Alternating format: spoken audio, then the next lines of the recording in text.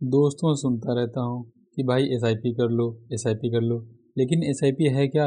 मैं तो समझ ही नहीं पा रहा हूँ कि एसआईपी क्या है। तो हेलो दोस्तों, फिर से स्वागत है एक नई वीडियो में, नई जानकारी के साथ में। यदि चैनल पर नए हैं तो कृपया चैनल को सब्सक्राइब कर दें। स्टार्ट करते हैं आज का वीडियो। तो आज हम बात करने वाले हैं कि एसआईपी क्या है, इसके एडवांटेज क्या है और इसके डिसएडवांटेज क्या हैं। तो सबसे पहले जान लेते हैं कि एसआईपी है क्या। तो एसआईपी म्यूचुअल फंड में इन्वेस्ट करने का एक तरीका है, यानी कि जैसे कि हम बैंक में पैसा इन्वेस्ट करते हैं तो विभिन्न माध्यम होते हैं। एक तो बचत खाता होता है, उसके द्वारा भी हम पैसा जो है जमा करते हैं। दूसरा एफडी कराते हैं, उसके द्वारा भी पैसा जमा करते हैं। ठीक उसी प्रकार म्यूचुअल फंड में पैसा इन्वेस्ट करने का एसआईपी एक तरीका है। और एसआईपी हम जो है डेली, मंथली, क्वार्टरली या ईयरली बेस पे कर सकते हैं। तो आप इसमें माध्यम समझ सकते हैं कि सिंपल, इंटेलिजेंट, प्रैक्टिकल, यानी कि सिंपल का मतलब है कि आप 100 रुपये से भी इसमें इन्वेस्टमेंट चालू कर सकते हैं बुद्धिमानी तौर पे। यानी कि आप जब 100 रुपये से इन्वेस्टमेंट चालू करेंगे, लंबे समय तक इन्वेस्ट करेंगे तो आपको कंपाउंडिंग का उसका फ़ायदा मिलेगा।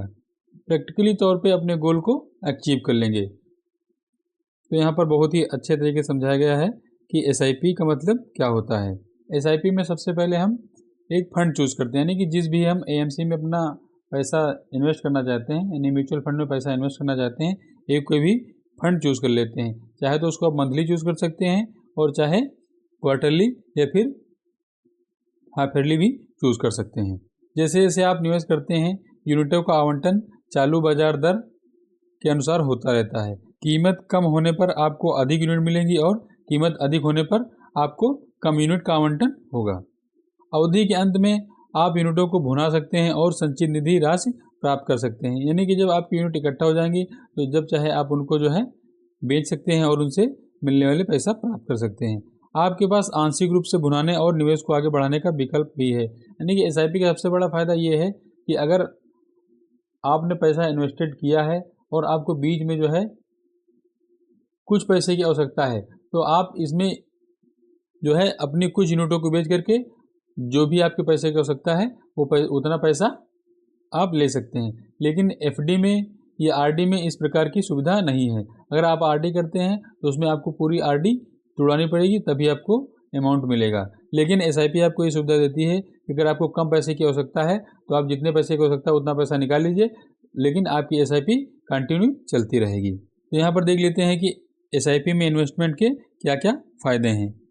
तो सबसे पहला जो इसमें फ़ायदा है, you can start with low investment amount, यानी कि आप 100 रुपये से भी अपनी एसआईपी चालू कर सकते हैं। फिर नंबर 2 आता है कि डिसिप्लिन इन्वेस्टमेंट है। डिसिप्लिन इन्वेस्टमेंट का मतलब है कि आप जो भी डेट जो है म्यूचुअल फंड एसआईपी की डेट फिक्स कर देंगे, उसी एक फिक्स डेट को आपका पैसा कट जाया करेगा। और फिर आता है कि averaging out of purchase price due to market fluctuation, यानी कि हमको सबसे बड़ा फ़ायदा ये मिलता है जब मार्केट ऊपर नीचे होती है तो हमको फ्लैक्चुएशन का फ़ायदा मिलता है। जैसे कि पहले हमने बताया कि अगर मार्केट ऊपर है तो आपको कम यूनिट आवंटित होंगे, क्योंकि उस समय जो है यूनिटों की जो एनएवी है ज़्यादा होगी तो आपको यूनिट वहाँ पर कम प्राप्त होंगे। लेकिन जब मार्केट डाउन होती है तो आपको यूनिट ज़्यादा आवंटित की जाती है, क्योंकि वहाँ पर एनएवी कम हो जाती है। फिर आगे बात करते हैं कि हमारे फंड को जो है जो प्रोफेशनल मैनेजमेंट होता है वो मैनेज करते हैं, यानी कि जो फंड मैनेजर होते हैं, किसी प्रत्येक एएमसी अपने अपने यहाँ जो है फंड मैनेजर रखी हुई है, उन्हीं के द्वारा हमारे फंड को मैनेज किया जाता है। यानी कि जिस भी म्यूचुअल फंड में हम इन्वेस्ट करते हैं, फंड मैनेजर द्वारा इन्वेस्टमेंट किया जाता है। आगे बात कर लेते हैं कि multiple option to choose from, यानी कि हमारे पास कई ऑप्शन होते हैं, यानी कि कई प्रकार की स्कीमें होती हैं, उसमें हम पैसा इन्वेस्टमेंट कर सकते हैं। फिर आगे help in easy goal achieving, यानी कि हमको जो है एसआईपी के माध्यम से हमारे छोटे छोटे जो गोल होते हैं बहुत ही आसानी से अचीव हो जाते हैं और हमको पता भी नहीं चलता है कि कब हमारे गोल अचीव हो गए हैं। उसके बाद जो एसआईपी करने का और लाभ मिलता है वो होता है मेक मार्केट टाइम रिलीवेंट, यानी कि मार्केट के अनुसार हमको जो है इसका लाभ मिलता है और लास्ट में हम एक बड़ी वेल्थ क्रिएट कर लेते हैं। एसआईपी के फीचर्स क्या क्या हैं, यानी कि चूज़ एनी डेट, यानी कि हमारे पास ये सुविधा होती है कि हम कोई भी डेट को चूज़ कर सकते हैं कि फला डेट को हमारा पैसा हमारे अकाउंट से कट जाए और पैसा इन्वेस्ट हो जाए। चूज़ एनी अमाउंट, यानी कि हम कोई भी अमाउंट चूज करते हैं, 100 रुपये, 200 रुपये, 300 रुपये, जैसे हमारी इनकम होती है उस हिसाब से हम पैसा इन्वेस्ट करना चाहते हैं तो हम कोई भी अमाउंट चूज कर सकते हैं इन्वेस्टमेंट करने के लिए। इन स्टॉप एनी टाइम, यानी कि हमको कभी कभी ये होता है कोई समस्या आ गई तो हम चाहते हैं कि हम आगे इन्वेस्टमेंट नहीं कर पाएंगे, हमारा बजट बिगड़ गया है, तो आप किसी भी टाइम अपनी जो है SIP को स्टॉप कर सकते हैं।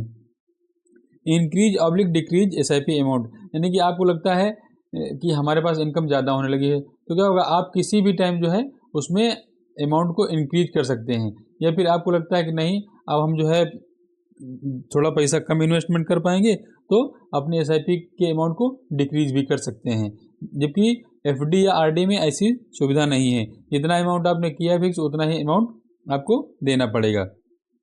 रिडीम एनी टाइम, यानी कि आप जो है अपने अमाउंट को कभी भी रिडीम कर सकते हैं। ऐसा नहीं है कि जब आपकी स्कीम पूरी होगी तभी आप जो है पैसा रिडीम कर सकते हैं, इसमें आप अपना पैसा कभी भी रिडीम कर सकते हैं। Stop SIP and let your investment grow.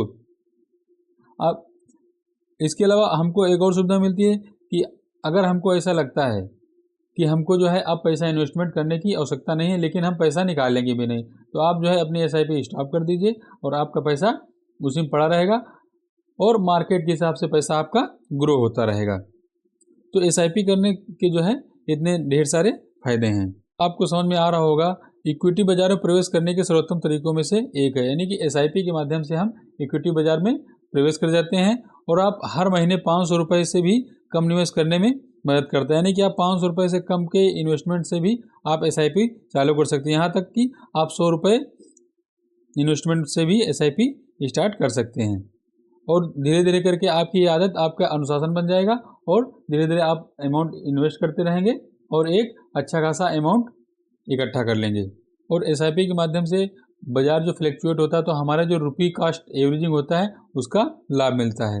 और शेयर बाजार में हमारा जो पैसा इन्वेस्टमेंट होता रहता है उसमें हमको जो है बाजार के उतार चढ़ाव की कोई परवाह करने की ज़रूरत नहीं होती है, क्योंकि जैसा पहले हमने बताया कि NAV जब कम होती है तो हमको ज़्यादा यूनिट मिलती हैं और NAV ज़्यादा होती है तो हमको यूनिट कम मिलती है।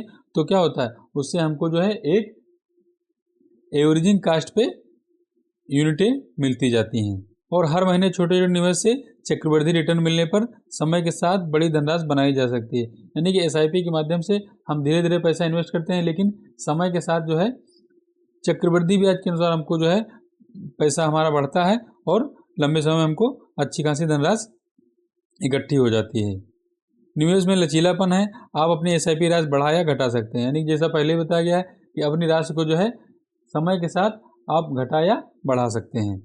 अब बात कर लेते हैं कि SIP करने के डिसएडवांटेज क्या क्या हैं। तो मार्केट रिस्क, यानी कि जैसा देखते हैं कि मार्केट जो है कभी एक समान नहीं चलती है। यहाँ आदमी की ज़िंदगी जो है एक समान नहीं चलती है, तो खैर ये तो मार्केट है तो फ्लैक्चुएट हुआ करती है, तो इसमें मार्केट रिस्क रहता है। नंबर 2 आता है पॉसिबिलिटी ऑफ मिसिंग गेंस, यानी कि हो सकता है कि अगर आप जो है छोटी अवधि की यानी कि 1 साल या 1.5 साल के लिए पैसा लगा रहे हैं और मार्केट ठीक ठाक ना चले तो आपको जो है जो रिटर्न मिलना हो वो निगेटिव रिटर्न हो सकता है। नंबर 3 यानी कि over dependence on fund manager, यानी कि जो भी हम पैसा इन्वेस्टमेंट करते हैं हमारी डिपेंडेंसी जो है फंड मैनेजर के ऊपर ही रहती है। नंबर 4 लिमिटेड कंट्रोल, कहने का मतलब है लिमिटेड कंट्रोल रहता है, यानी एक बार हमने पैसा इन्वेस्टमेंट कर दिया उसके बाद सारे जो है पावर फंड मैनेजर के पास ही होते हैं कि आपके जो फंड में पैसा इन्वेस्ट हुआ है उस पैसे को वो लोग कैसे मैनेज करते हैं। नंबर 5 है exit load and lock in period होता है, यानी कि कुछ स्कीमें होती हैं उसमें लॉक इन पीरियड कई साल का, जैसे ELSS फंड होते हैं उसमें 3 साल का लॉक इन पीरियड होता है, या फिर जो और इक्विटी फंड होते हैं उसमें क्या होता है 1 साल का लॉक इन पीरियड रहता है और एग्जिट करने पर हमको जो है एग्जिट लोड के रूप में फीस भी देनी पड़ती है, ये भी एक इसका डिसएडवांटेज है। फिर नंबर 6 आता है एक्सपेंस रेशियो, यानी कि जो फंड मैनेजर हमारे फंड को मैनेज करते हैं उसके रूप में हमसे जो है एक्सपेंस रेशियो के रूप में फीस लेते हैं जिससे कि हमको रिटर्न कम मिलता है, तो ये भी एक डिसएडवांटेज है। तो हम कह सकते हैं कि अस्थिर बाजारों में निवेशक इस बात को लेकर चिंतित रहते हैं कि उन्हें अपना पैसा निवेश करना चाहिए या नहीं। SIP आपको शेयर बाजार में समय की फिक्र के बिना या शेयर बाजार की अस्थिर प्रकृति की चिंता किए बिना निवेश करने में मदद करता है। यानी कि हम तो यही कहेंगे कि अगर आपने SIP की है तो आप कंटिन्यू SIP में बने रहें, बाजार के उतार चढ़ाव से डरना नहीं है, आपको अपने केवल गोल पर टारगेट करना है और अपने गोल को अचीव करना है। क्योंकि हम पहले बता चुके हैं जब कीमत कम होती है तो निवेशकों को अधिक यूनिटें मिलती हैं और जब कीमत अधिक होती है तो निवेशकों को कम यूनिटें मिलती हैं। इस प्रकार यह आपकी संचित इकाइयों पर औसत निकालता है। इसी प्रकार के इन्फॉर्मेटिव वीडियो देखने के लिए हमारे चैनल को सब्सक्राइब करना ना भूलें। वीडियो अच्छी लगी हो तो लाइक कर दें। मिलते हैं नेक्स्ट वीडियो में, तब तक के लिए धन्यवाद।